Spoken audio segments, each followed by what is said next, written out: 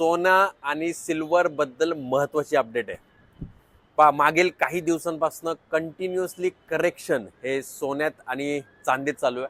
तर खूप जण इन्व्हेस्टर असे प्रश्न विचारतात की सर सोनं घ्यायचं की नाही किंवा चांदी घ्यायची की नाही.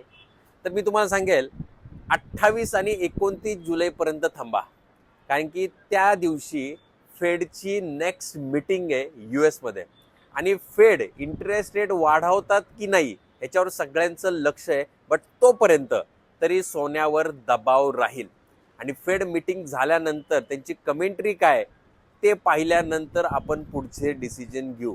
म्हणून घाई गडबड करू नका, फक्त 10 दिवस थांबा. ते 10 दिवसाची मीटिंग झाल्यानंतर पिक्चर क्लिअर होईल. मी परत एकदा पुढे जाऊन अपडेट देईल.